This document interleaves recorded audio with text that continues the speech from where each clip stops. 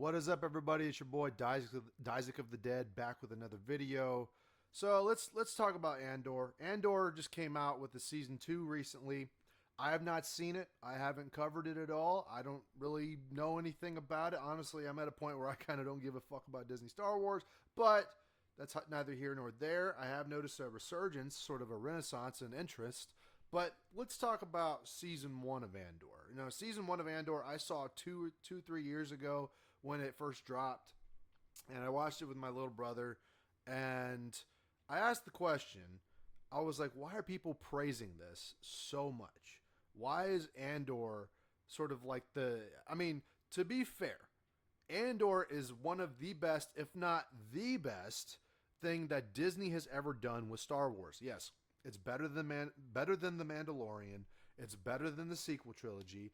It's better than anything Dave Filoni's done. Yeah, it's the most mature, most well written piece of art that they've produced. Now, the downside of Andor is that it's incredibly slow.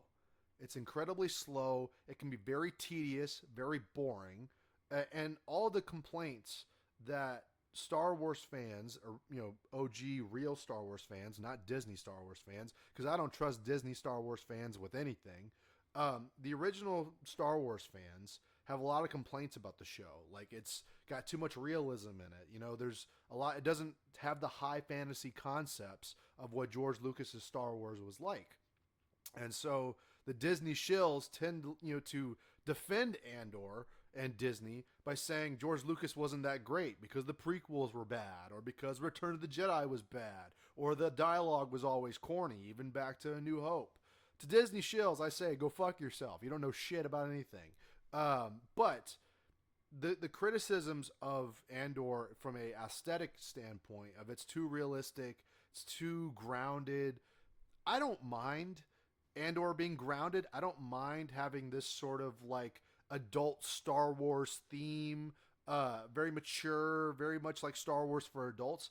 I don't mind that as long as I'm getting a good balance with like actual mature storytelling and actual good storytelling with things like high fantasy concepts like the Force and the Jedi and the Rebellion, right? Like there's a balance that can be had. I have no problem with Andor existing as long as like the Kenobi show or Ahsoka shows are actually as good as Andor. The problem is we don't have that. Both Ahsoka, Kenobi, The Mandalorian have all been mid to garbage.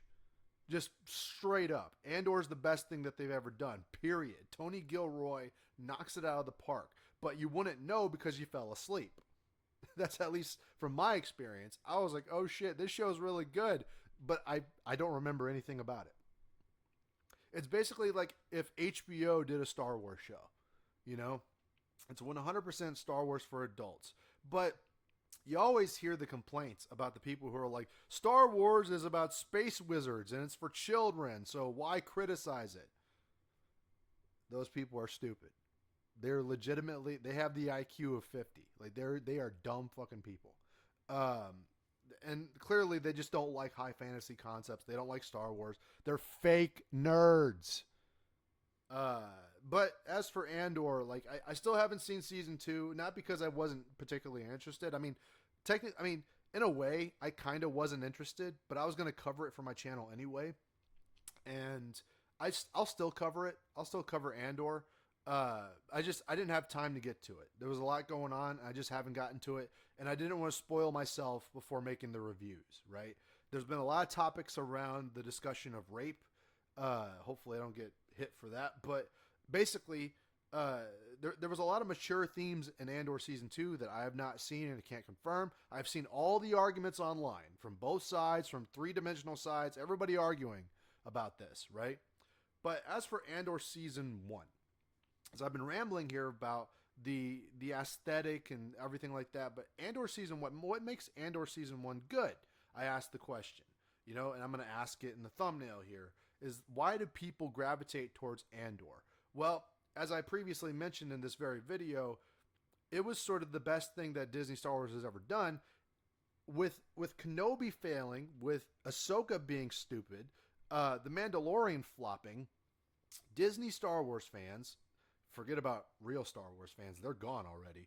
But Star Wars fans in general, the basic overall fandom, gravitated to something that actually ended up being good. That's how you know it's good. It's because universally, nobody has said anything like negative about the storytelling aspect or the character work of Andor. That has not been a topic of discussion with Andor, is that the characters are actually competent. The characters are, in a way, likable, mature, and understanding. You may not root for every single character, but at the very least, you get where they're coming from, right? You understand the complexities of them just being human beings on a basic level. There's very little Saw Gerrera in the first season, but we do get a lot of Mon Mothma. I do think it's a little fucked up that Mon Mothma has a hint of a character assassination when we find out about her family and that she kind of whores her own daughter off to marry to this guy. That the wedding apparently happens in season 2. But it shows a lot of political intrigue. It's like if Game of Thrones was in Star Wars. I personally would rather a Game of Thrones type Star Wars story be in an Old Republic setting for HBO, but we're never going to get that, and don't even bother trying, Disney. You're not good at it.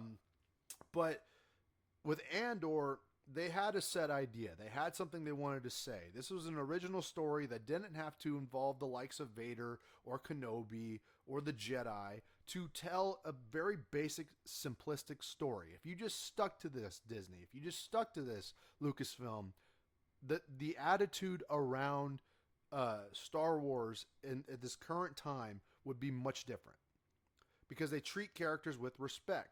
Now, you want to get into the identity politics side of this, Andor does not have the same amount of identity politics as other creations, mainly because Andor uses original characters. That's not necessarily a bad thing, right? It's whenever they try to dissect and desecrate OG characters like Kenobi, like Luke Skywalker, like Anakin Skywalker, like Darth Vader. I know I said Anakin Skywalker, but Darth Vader too, same person. Like to, destroy Han Solo and Princess Leia and Chewbacca and Lando in order to prop up new characters, because what that is woke cultural Marxism, identity politics 101. It's destroy the old so we can promote the new, and the new is garbage and people will reject it. With Andor, we have a very similar theme of the rebellion trying to destroy the old guard, destroy the empire to prop up a new regime, which technically is the old regime that was toppled by the empire. So before we go into the whole cultural Marxist thing about that, there's a double-sided coin there, and Andor actually likes to take advantage of that by saying that the rebellion wasn't all good guys. And there's a lot of showing of that. The rebellion had a lot of gray areas where you couldn't tell who was a good guy. Luthen Rael is the best character that Disney Star Wars has ever created. I mean, maybe besides Grogu, but he's the most profitable, but not the best character. Luthen Rael is the best well-written character that Disney Star Wars has ever made. Because his character is such a question box. We get all these clues about who he is. Is he a Jedi? Is he the leader of the rebellion? Like, was he a former senator? Is he a king? What's his deal? All he is a man trying to topple the authoritarian regime of the empire. And he is willing to put his life, he's willing to put his legacy, his happiness, his sanity on the line to destroy the empire, to bring back the old order, to see it, or to create a life that he will never see himself. The monologue he has, I believe, in episode 10 of season 1, brilliant. And it just tells you everything you need to know about Luthen Rael. He's the most intriguing character about the show. Andor, the titular character of the show, honestly, I don't remember a single thing he does. He is like a minuscule part of the show. They use his name to try and build it off of his character, but his character is he goes from looking for his sister, who we never find out where his sister is or who she is, to being looped into the rebellion, right? And it's like him falling into a bit of darkness and trying to do all these dirty things for the empire, or not for the empire, for the rebellion. And so it hardly has anything to do with him. He goes to prison, and meets Andy Serkis, which I thought it's good to have Andy Serkis have a redemption after fucking Snoke. You know, some people forget that Snoke was played by Andy Serkis. So it's good to see that Andy Serkis has something good here. But I fell asleep during the prison arc, dude. I'm sorry. I was so bored by that shit. But ultimately, like it's small, intricate details of the story that really make it mature, make it likable, and make it watchable. But I'm not going to sit here and tell you that it's high fantasy concept stuff, and why the people don't like it is because, I mean, it's not Star Wars. It's not the Star Wars we know. It's not the Star Wars we're used to. It's not the traditional hero's journey Star Wars. And I'm not saying it's wrong to have a show like this. You can absolutely have an Andor show. You just need to balance it out with other good Star Wars. Disney shills will just sit here and tell you all day that Star Wars has had all bangers, but they're also like, they're really retarded. They eat crayons. So I'm not going to trust their word for shit. But I will agree with them on Andor, that Andor is actually very well written, has a lot of good character work, and has characters that are memorable for the most part. Luthen Rail is the most memorable of all of them, but it's so strange that Andor seems like you're scraping the bottom of the barrel. You're making a prequel to a prequel that is a sequel to some prequels. Like that's the sort of like Inception level of like stretching out this IP further than it can stretch, you know? This is a spinoff of Rogue One, which was a spinoff of A New Hope and Revenge of the Sith, based off of one line in the opening crawl of A New Hope. So like this show it shouldn't have been shit. It shouldn't have been nothing. Should have been boring. But, it ended up being one of the best things that Disney Star Wars has ever made. It was a sleeper hit. And I really enjoyed season 1. I'm not particularly keen on rewatching it though, just because it doesn't have a very high rewatchability. It's just slow. It's just really boring and slow. But maybe one of these days I'll come back around to rewatching it. But I will be watching season 2 very soon and covering it as I see it. But yeah, Juan Solo. Is it my name Juan Solo? My name Juan Solo? Yeah, that was my sort of thoughts on Andor season 1. I'm sure if I missed anything, I'll mention it again in future reviews. But I can't sit here and tell you that Andor's good or it's bad or it's a dead franchise or I can recommend it or what. I can't say any of that about Andor season 1. What I can tell you is I liked it. It's very subjective. I don't know how other people are going to like it, so I can't recommend it and I can't say that it's dead. So we're going to see how it plays out. And there's no Andor season 3. Season 2 is the final season. And honestly, I'm kind of grateful for that because the longer it goes, the higher the chances are of it being destroyed. So let me know what you think about Andor in the comments below. Like, share, comment, subscribe. If you are subscribed and you don't get notifications, hit that notification bell. And make sure you are subscribed because people are unsubscribing. So let me know what y'all think. And I will talk to y'all in a video very soon. Don't smoke crack or death sticks.